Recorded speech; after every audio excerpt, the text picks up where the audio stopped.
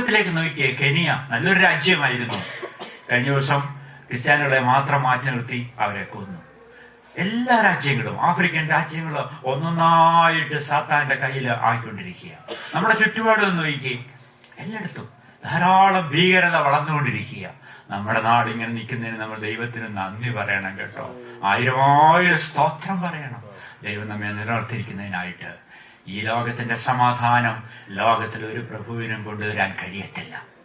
Prince of peace വന്നെങ്കിൽ മാത്രമേ ഈ ലോകത്തിന് സമാധാനം സ്ഥാപിക്കത്തുള്ളൂ. സമാധാനത്തിന്റെ പ്രഭു നമ്മുടെ കർത്താവാണ്. ഈ കർത്താവ് നമ്മുടെ ജീവിതത്തിലേക്ക് വരുമ്പോൾ നമ്മുടെ ജീവിതത്തിൽ സമാധാനമാകും. നാം ഭയപ്പെടുന്ന സകല വിഷയങ്ങൾക്കും പരിഹാരം അവിടെയുണ്ട്.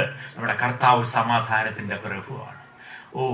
സങ്കീർത്തനത്തിൽ വാക്യമുണ്ട്, ഞാൻ സമാധാനത്തോടെ കിടന്നിറങ്ങും, നീയല്ലോ യഹോവേ എന്നെ നിർഭയം വസിക്കുമാറാക്കും. നിർഭയം വസിക്കണമെങ്കിൽ നമ്മുടെ ചുറ്റുപാട് പൂട്ടിയത് കൊണ്ടായില്ല, മതിൽ കെട്ടിയത് കൊണ്ടായില്ല. എല്ലാത്തിലും കടക്കാനായിട്ടുള്ള ശക്തി ഇന്ന് സാത്താനുണ്ട്. അവന്റെ കയ്യിൽ സകലതുമുണ്ട്. അവന് നമ്മുടെ സമാധാനത്തെ തകർക്കാനായിട്ട് സാധിക്കും. എന്നാൽ കർത്താവ് നമ്മോട് കൂടെയുണ്ടെങ്കിൽ, അവൻ നമ്മെ നിർഭയം വസിക്കുമാറാക്കുന്നെങ്കിൽ നാം നിർഭയം വസിക്കും. ദൈവം നമുക്ക് സമാധാനം തന്നുവെങ്കിൽ നമുക്ക് സമാധാനമുണ്ട്.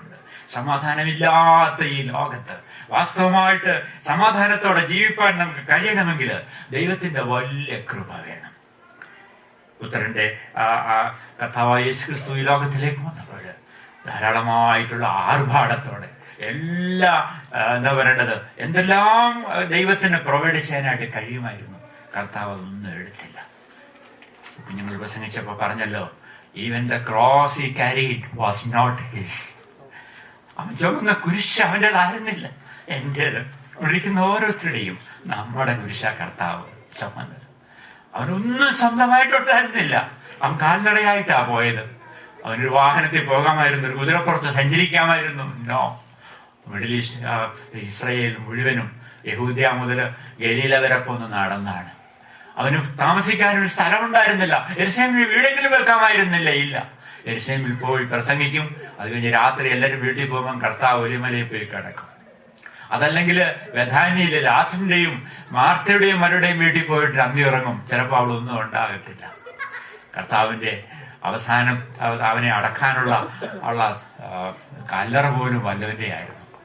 ഒന്നും കർത്താവ് യെരുശലേമിലേക്ക് യാത്ര ചെയ്യാനായിട്ടൊരു കഴുതയെ ബോറോ ചെയ്യുക ചെയ്തത്, കടം വാങ്ങിക്കുക ചെയ്തത്. എന്തിനു വേണ്ടി കർത്താവ് ചെയ്തു?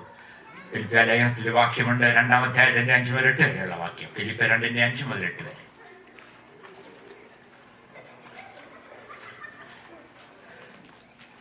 ക്രിസ്തുയേശുവിന്റെ ഭാവം തന്നെ നിങ്ങളിലും ഉണ്ടായിരിക്കട്ടെ.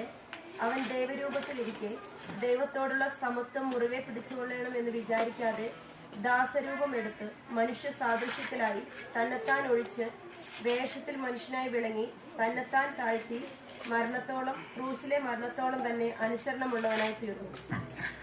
തന്നെത്താൻ താഴ്ത്തി. ദൈവം സ്വയം താഴുക ചെയ്തത്. നാം പലപ്പോഴും താഴാൻ മടിയുള്ളവരല്ലേ. ആരെങ്കിലും നമ്മളെ ഒന്ന് കൊച്ചായി കഴിഞ്ഞാൽ നമ്മൾ ഉടനെ തന്നെ റിയാക്ട് ചെയ്യും. ഒന്ന് കർത്താവിന്റെ മുഖത്തേക്ക് നോക്കിയാൽ മതി. ഏതെല്ലാം നിന്ദകള്, എന്തെല്ലാം താഴ്ത്തലുകള്, എന്തെല്ലാം ഐസൊലേഷൻ നമ്മുടെ കർത്താവ് സഹിച്ചെന്നറിയാമോ? യഹൂദ ഭവനങ്ങളിൽ നിന്ന്, യഹൂദന്മാരുടെ ഇടയിൽ നിന്ന്, ആ സമൂഹത്തിൽ നിന്ന് കർത്താവ് നിന്ദിക്കപ്പെട്ടു. അവൻ തന്നെത്താൻ താഴ്ത്തി. എന്നിട്ട്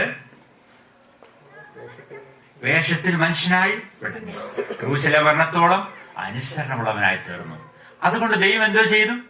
അവനെ ഏറ്റവും ഉയർത്തി സകല നാമത്തിനും മേലായ നാമം നൽകി. വലിയ നാമം നമ്മുടെ കർത്താവായ യേശുക്രിസ്തുവിനുണ്ട്. വാസ്തവത്തിൽ ക്രിസ്മസ് ആഘോഷിക്കുന്ന ഈ സമയത്ത്, ക്രിസ്മസിനെ പറ്റി നമ്മൾ ചിന്തിക്കുന്ന ഈ സമയത്ത് നമ്മുടെ ജീവിതത്തിൽ വാസ്തവമായിട്ടും കർത്താവിനെ എങ്ങനെയാണ് കണ്ടിരിക്കുന്നത്?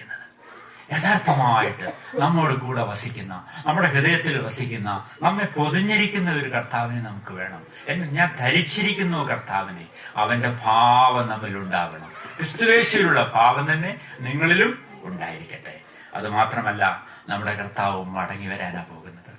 ഈ ലോകത്തിലേക്ക് അവൻ മടങ്ങി വരുന്നു. 24-ാം സങ്കീർത്തനത്തിന്റെ 9-ാമത്തെ വാക്യത്തിൽ പറയുന്നു, വാതിലുകളെ നിങ്ങളുടെ തലകളെ ഉയർത്തി, പണ്ടേയുള്ള കഥകളെ നിന്നിരിപ്പീൻ. എന്തിന്?